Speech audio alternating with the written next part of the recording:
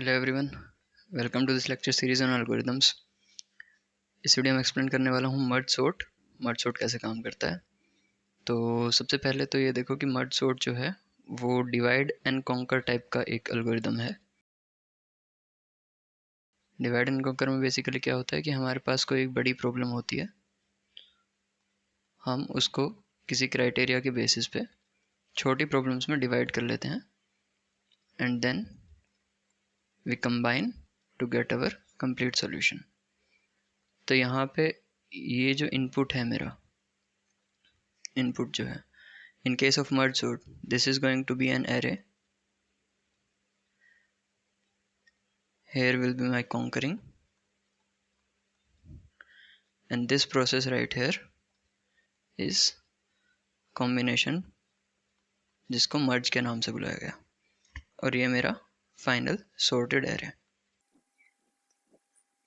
तो ये सब समझने से पहले एक बार देख लेते हैं merge क्या है और merge कैसे काम करेगा, merge क्या होता है। merge algorithm क्या है? It takes as input two sorted arrays, ठीक है, और इसमें की पॉइंट है sorted, ठीक है, दो एरे sorted होनी चाहिए and the output will be one sorted array। जैसे कि एक एग्जांपल देखते हैं, मान लेते हैं हमारे पास एक एरे है जो कि अपने आप में एक sorted array है। एग्जांपल के तौर पे आप मान लो 11, 22, 55। दूसरी sorted array मान लेते हैं 10, 44,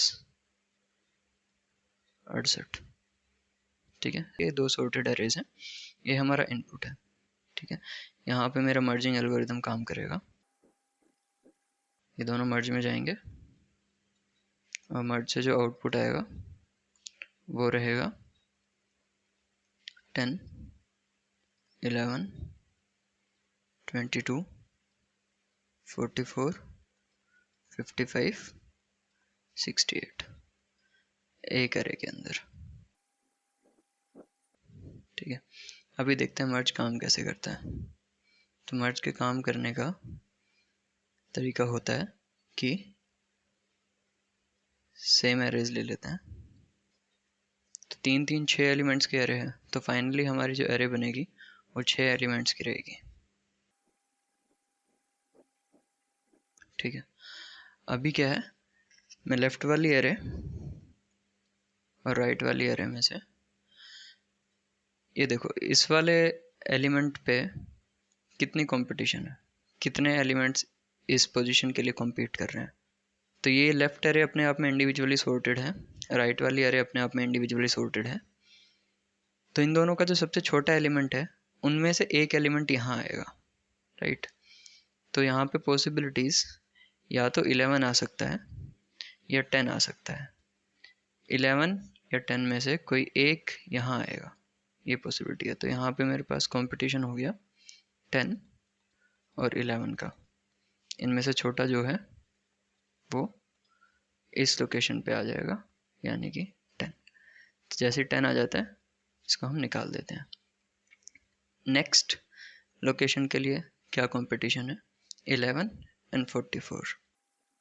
इन दोनों में से छोटा क्या है, 11। तो 11 यहाँ आ जाएगा इस पोजीशन पे और इसको हम यहाँ से निकाल देंगे।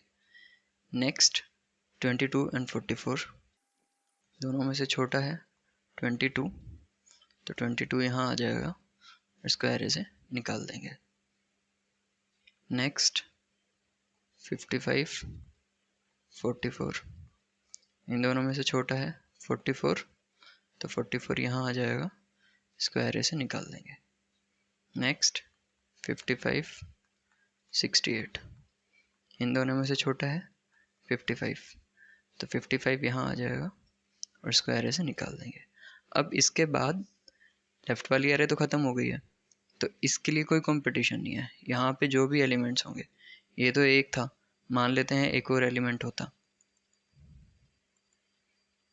मान लेते हैं यहाँ पे 70 होता, तो ये दोनों element as it is copy होके यहाँ आ जाते हैं 68 70। इनके लिए कोई कंपैरिजन नहीं करना था। 68 as it is, 70 as it is. तो ये जो अभी हुआ इसको बोलते हैं merging algorithm. Next, merging algorithm outplace algorithm होता है, क्योंकि ये जो है ये एक्चुअली एक नई एरे है। ये मेरे पास मेरे इनपुट एरेज थे, ठीक है। इसकी टाइम कॉम्प्लेक्सिटी कितनी होगी? देखो नंबर ऑफ कंपैरिजंस कितने हुए, comparison number 1 2 3 4 5 comparisons. Number of elements कितने थे? 6। कंपैरिजंस कितने हुए? 5।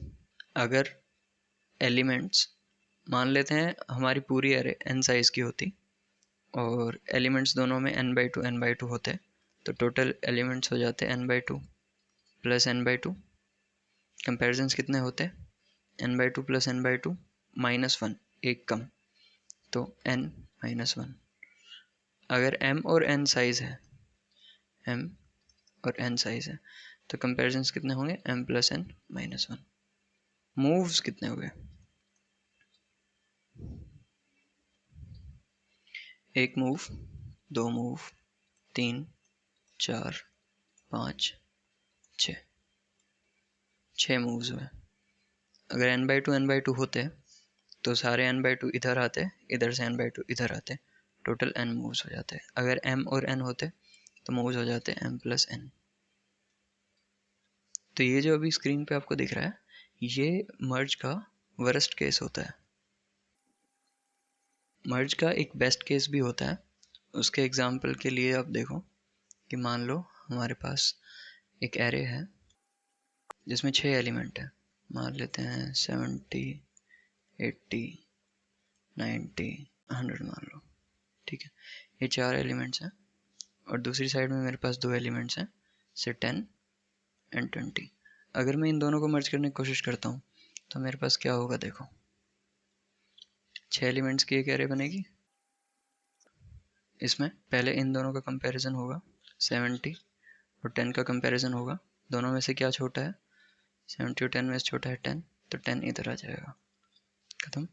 नेक्स्ट कंपैरिजन होगा 20 और 70 का इस पोजीशन के लिए, तो 20 और 70 में से छोटा है 20, तो यहाँ पे आ जाएगा 20, खत्म। लेफ्ट वाली एरे एग्जॉस्ट हो गई, तो राइट वाले को कंपैरिजन के लिए कोई ज़रूरत ही नहीं है। ये सारे elements as it is copy हो जाएंगे इन लोकेशंस पे। तो यहाँ पे 70 80 90 और 100 आ गए। कितने कंपैरिजंस हुए? 2।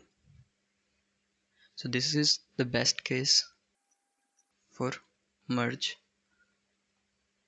algorithm. मूव्स कितने हुए? ये 2 एलिमेंट्स का मूव हुआ, 10 का 20 का, और उसके बाद ये 4 का। मूव्स कितने हुए? 6, which is sum of number of elements. पहले में 4 थे, दूसरे में 2 थे, टोटल 6 मूव्स हुए। तो ओवरऑल मर्ज एल्गोरिथम की कॉम्प्लेक्सिटी होती है time complexity m plus n। m elements are in first sorted array, n elements are in second sorted array। पर बेस्ट केस वो होता है जिसमें कंपैरिजंस कम होंगे। और कंपैरिजंस कम कब होंगे? जब सारे एलिमेंट्स एक ही एरे से आ रहे हैं, दैट टू छोटी वाली से। यहाँ पे एलिमेंट्स ऑल्टरनेट एरे से आ रहे थे। पहले इस एरे से आया एक एलिमेंट, उसके बाद इस एरे से आया दूसरा एलिमेंट, उसके बाद इस एरे से आया एक एलिमेंट, उसके बाद इस एरे से आया अगला एलिमेंट, उसके बाद इस वाली एरे से एक एलिमेंट आया। तो यहाँ पे ऑल्टरनेट सीन चल रहा है। वेरएज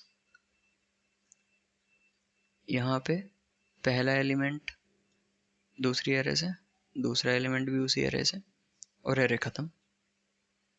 तो नंबर ऑफ कंपैरिजन्स भी 2 हुए और हमारे पास सॉर्टेड एरे भी आ गई। This is the best case for merge algorithm. यही टेक अवे था इस लेक्चर का कि मर्ज एल्गोरिदम कैसे काम करता है।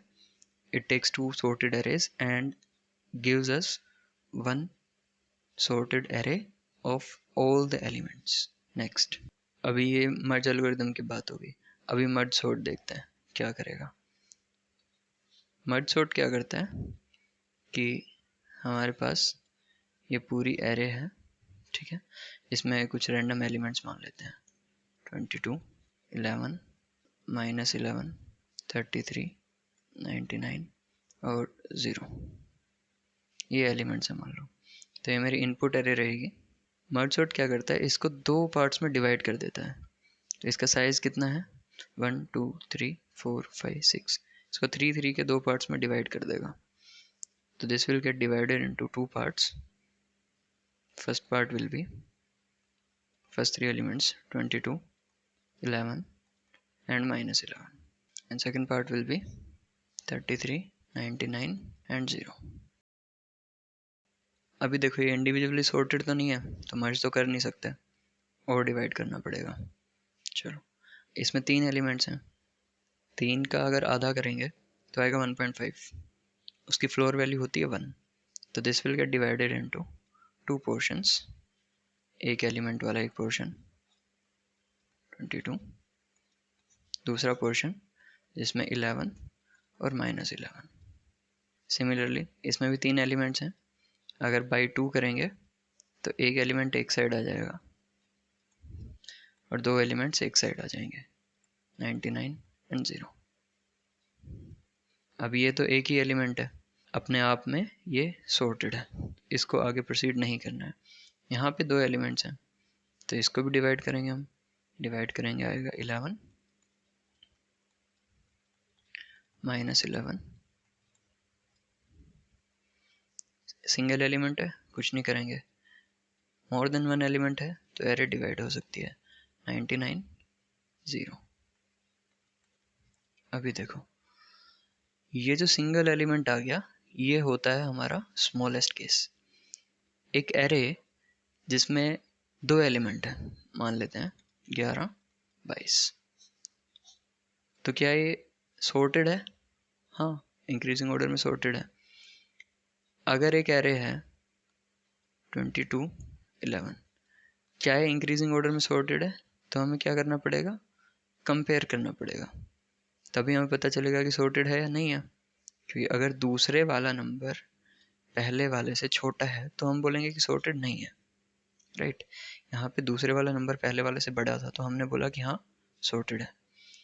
अगर किसी एरे में एक ही एलिमेंट है तो क्या वो एरे सॉर्टेड है? द आंसर इज यस, क्योंकि ना इसके आगे कोई एलिमेंट है जिससे कंपेयर करने की ज़रूरत है, ना इसके पीछे कोई एलिमेंट है जिससे कंपेयर करने की ज़रूरत है। एक एरे जिसमें सिंगल एलिमेंट है वो अपने आप में सॉर्टेड होती है, ठीक है। तो अभी ये भी एक सॉर्टेड एरे है अपने आप में, ये भी अपने आप में एक सॉर्टेड एरे है, ये भी अपने आप में एक सॉर्टेड एरे, ये भी और ये भी, ये सभी अपने आप में सॉर्टेड एरेज हैं, ठीक है। तो ये होता है हमारा स्मॉल केस। इस केस के बाद हमें आगे डिवाइड करने की ज़रूरत है नहीं, यहाँ से हम कंबाइन करना शुरू करेंगे। तो इन दोनों को मर्ज करते हैं। अभी मर्ज के लिए क्या चाहिए, 2 सॉर्टेड एरेज चाहिए। तो 11 और -11 दोनों सॉर्टेड एरे हैं, इनका आंसर आएगा एक 2 एलिमेंट वाली एरे। सॉर्टिंग का प्रोसीजर क्या होता है, हम पहला एलिमेंट कंपेयर करेंगे दोनों का, जो भी छोटा होगा उसको फाइनल एरे की पहली लोकेशन पर रखेंगे। तो इन दोनों में 11 और -11 में छोटा क्या है, -11, ये यहाँ आ जाएगा, यहाँ से इसको हटा देंगे। दूसरी एरे ख़त्म हो चुकी है तो पहली एरे में जो भी एलिमेंट्स हैं उनको एज इट इज़ कॉपी कर देंगे 11, ये इनकी मर्जिंग हो गई।